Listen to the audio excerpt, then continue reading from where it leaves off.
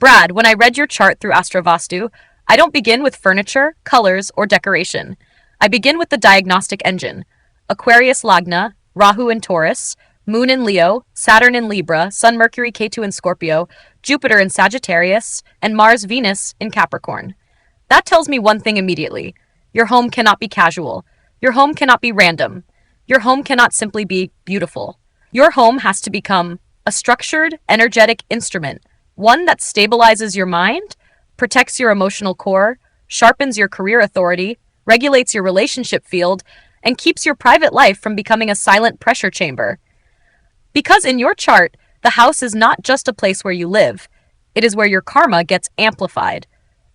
Aquarius rising makes you mentally alert, future-oriented, unusual, independent, and sensitive to invisible patterns. You may not always show emotional disturbance directly, but your nervous system reads space very fast. If the home is cluttered, dark, heavy, overly emotional, or visually chaotic, your mind does not settle. You may still function, but internally there is noise. Restlessness, detachment, a strange feeling that you are physically at home, but energetically not fully landed. So the first rule for you is simple. Your home must breathe. Not empty, not sterile, not cold, but breathable. Open pathways, clear circulation, clean technology, controlled lighting, minimal clutter, fresh air, intelligent design. Your Aquarius Lagna does not need a sentimental house. It needs a conscious, structured, high-frequency environment. Now let us go room by room. Start with the main entrance. For you, the entrance is not just a door. It is the filter through which the outside world enters your nervous system. Because Rahu is sitting in Taurus in the fourth house, your home and emotional foundation carry karmic sensitivity. This can create attraction toward comfort, beauty, property, material security, and sensory pleasure, but it can also create inner restlessness despite having comfort. So your entrance must be clean, bright, and controlled. Place soft, warm lighting at the entrance. Use a clean nameplate. Use one healthy plant. Use refined metallic accents, brushed brass, muted copper, silver, or steel. Keep the threshold grounded with beige, gray, muted blue, or earthy tones. But here's the important don't. Do not keep scattered shoes, broken tools, old electronics, stopped clocks, rusted metal, cracked pots, or dead plants at the entrance. Why? Because Saturn rules your Lagna, and Saturn is extremely sensitive to neglect. Old footwear, stopped clocks, rusted iron, broken tools, these are not harmless objects in your case. They become signals of delay, fatigue, blocked timing, and karmic heaviness. If you keep them at the entrance, you begin every day by walking through stagnation. The consequence? You feel delayed before you even act. Decisions become heavier. Career movement slows. Mental clarity drops. You may feel as if life is asking for more effort than it should. Now move to the living room. Your moon is in Leo in the seventh house. This means relationships, partnership, social exchange, emotional recognition, dignity, and respect are deeply important. You may not want emotional drama, but you do need emotional warmth. You need to feel seen without having to demand attention. So the living room should not be cold, harsh, cluttered, or overly dark.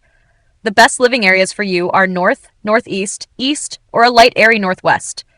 Use warm neutrals, ivory, pale gray, soft gold, muted blue, and clean cream tones. Seating should allow conversation without confrontation.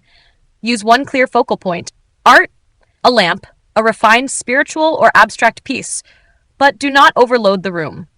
Because Jupiter is in Sagittarius in the 11th house, your networks, communities, friends, advisors, gains, audiences, and long-range benefits are important.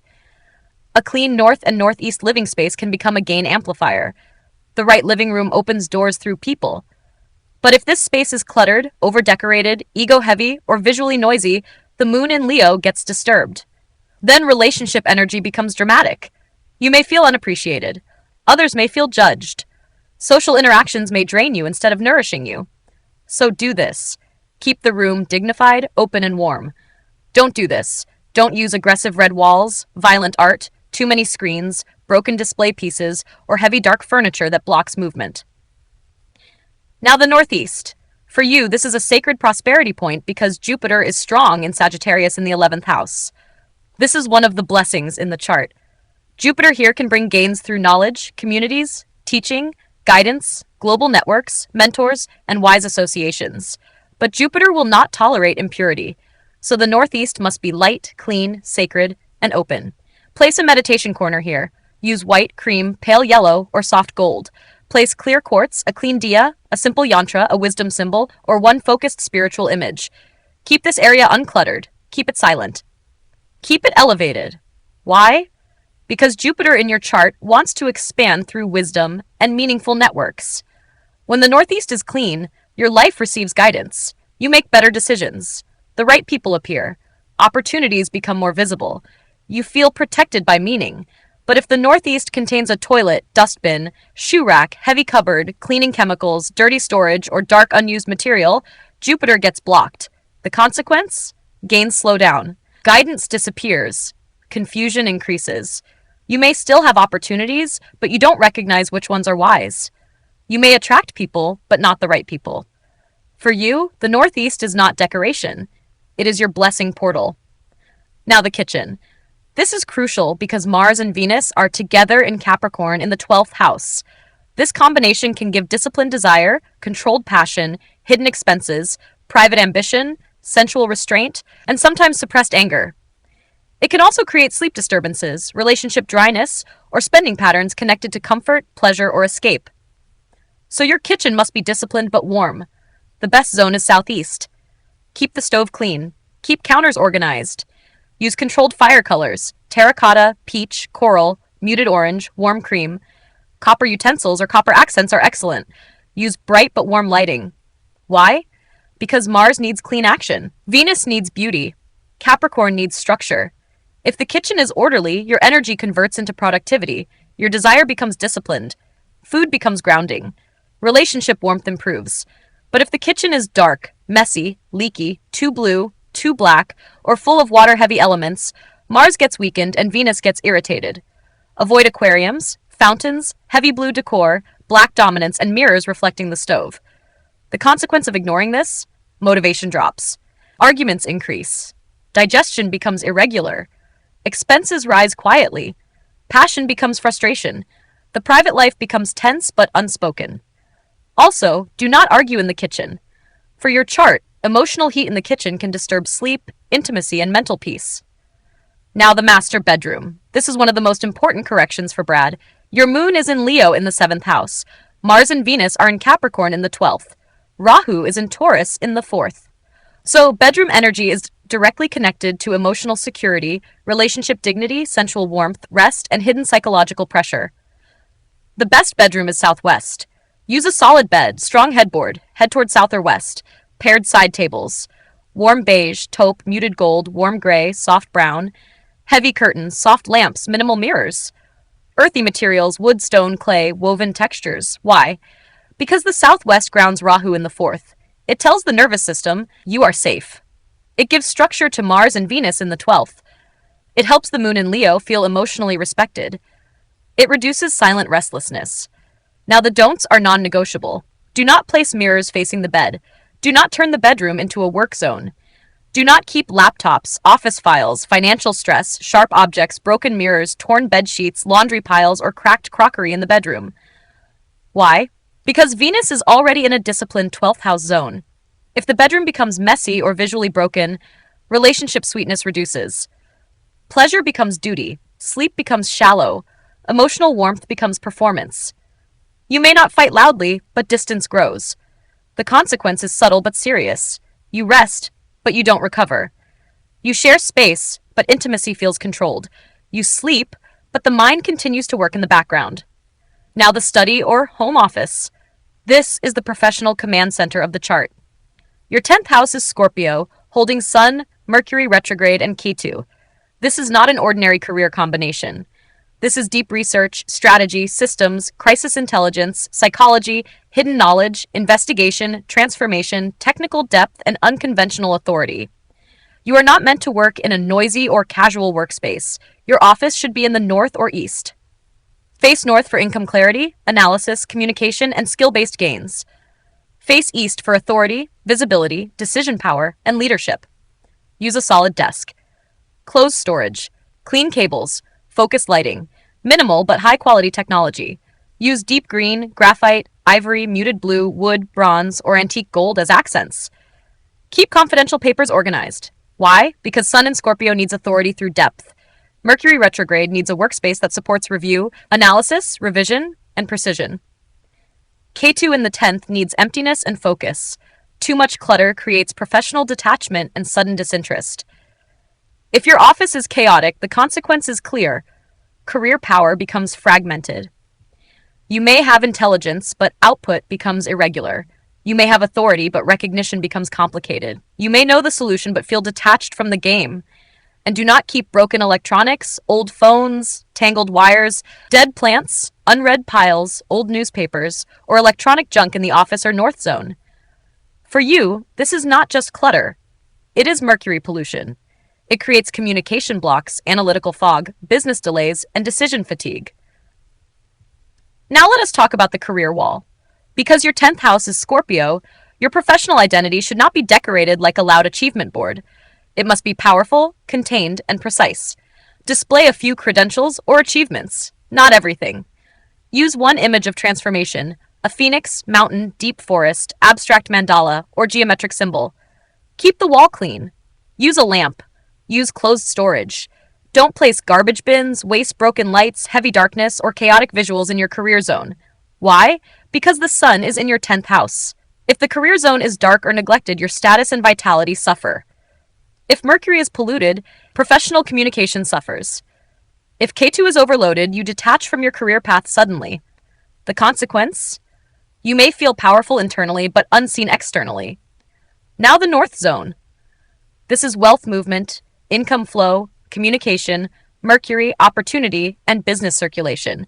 Keep the North open and clean. Place a money plant, jade plant, healthy green plant, or a clean mirror on the north wall if it reflects something beautiful and uncluttered.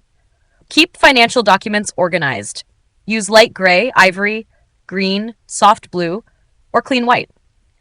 Why? Because Jupiter in the 11th wants gains, but Mercury must move the gains into practical channels. North clutter blocks income circulation. Do not keep dirty laundry, dust, broken gadgets, blocked windows, dead plants, leaking taps, or heavy storage in the north. The consequence is delayed payments, missed calls, poor timing, mental fog, and opportunities that almost arrive but do not convert. Now, the Northwest. This is air movement, guests, circulation, emotional release, social transitions, and mental freshness. For Aquarius Lagna, this zone matters because air must move. But because Rahu is in the 4th and the moon is relationship sensitive, this air must be clean, not chaotic. Use airy curtains, pale gray, white, silver, smoky blue. Add a subtle wind chime, diffuser, or light mobile. Keep windows open when possible.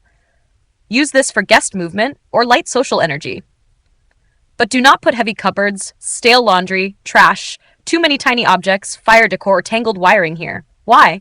Because a blocked northwest creates anxiety, restless sleep, social confusion, and emotional instability. Air must move, but it must not scatter. Now the southwest. This is one of the most dominant correction areas in your chart because Rahu is in Taurus in the 4th house. Rahu in the 4th can make the home attractive but internally unstable. It can create emotional hunger, attachment to comfort, property complexities, unusual domestic patterns, or dissatisfaction even when life looks comfortable. So southwest must be heavy, grounded, stable, and clean. Place heavy furniture here. Use it for master bedroom or closed stable storage. Use earthy tones, sand, beige, taupe, muted brown. Use solid wood, stone, grounding textures. You may use smoky quartz, black tourmaline, or a protective grounding stone. Why? Because Rahu needs containment. If southwest is hollow, mirror-heavy, cluttered, leaky, or chaotic, Rahu becomes restless. The consequence? Emotional instability, sleep disturbance, property anxiety, family tension, a feeling that no amount of comfort is enough. Do not place mirrors, water fountains, aquariums, junk, unused furniture, broken objects, or excessive black in the southwest. Now the west. Saturn is your Lagna lord and sits in Libra in the 9th house. This is powerful. It can give disciplined wisdom, ethics, structure, justice, long-term fortune, and serious teachers. But Saturn does not reward neglect. Keep the West organized. Place a functioning clock. Keep books arranged. Use warm lighting. Use metal accents carefully.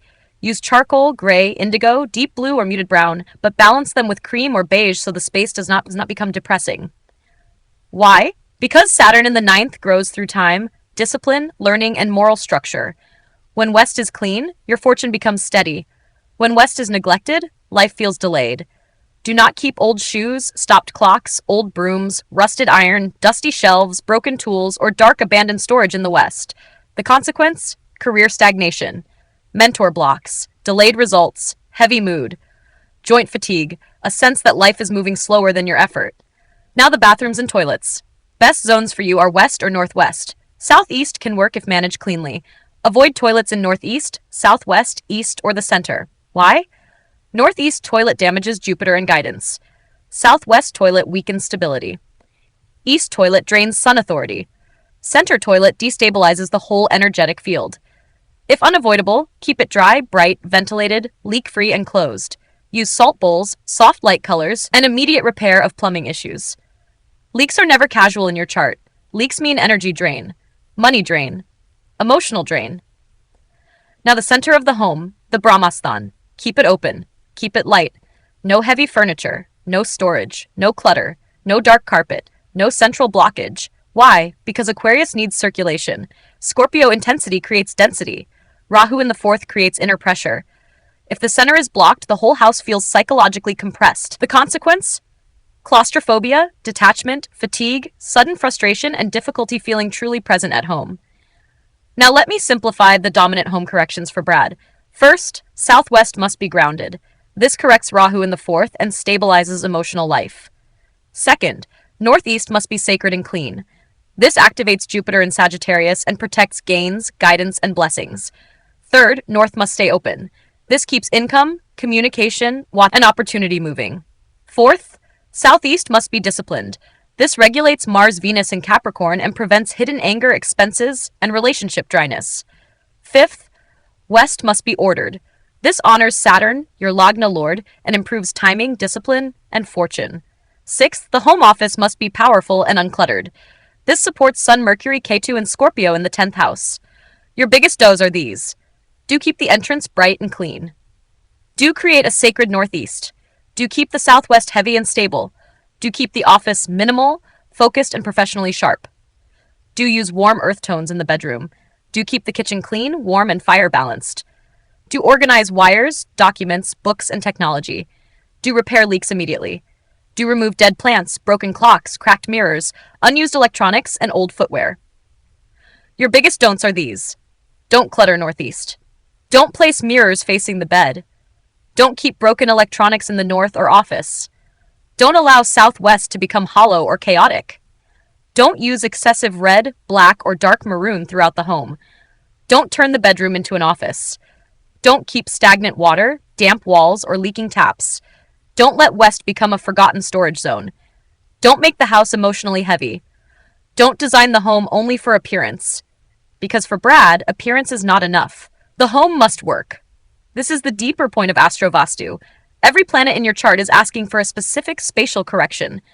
Rahu in Taurus says, stabilize the emotional foundation. Moon in Leo says, make relationships warm, dignified, and respectful. Saturn in Libra says, create order, balance, and disciplined wisdom. Sun, Mercury, Ketu in Scorpio says, build a powerful, private, precise work zone. Jupiter in Sagittarius says, protect northeast and north so gains can flow. Mars, Venus in Capricorn says, discipline from fire, sensuality, sleep, expenses, and private life. Aquarius Lagna says, keep the whole house breathable, intelligent, modern, and uncluttered. When these corrections are ignored, the home starts amplifying the shadow side of the chart.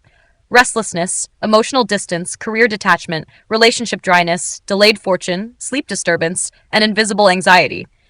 But when these corrections are done properly, the same chart begins to express its higher design. Rahu becomes innovation instead of instability. Moon becomes warmth instead of drama. Saturn becomes structure instead of delay. Scorpio becomes professional depth instead of psychological heaviness. Jupiter becomes gains instead of missed blessings. Mars and Venus become disciplined passion instead of hidden frustration. And Aquarius becomes visionary clarity instead of detached restlessness. That is the purpose of Astrovastu. Not superstition, not decoration, not random remedies. It is the art of making your home respond to your birth chart. Brad's home must become a grounded, intelligent, future-facing sanctuary, a place where career depth is supported, relationships feel dignified, sleep becomes restorative, wealth circulates cleanly, and the inner self finally feels anchored.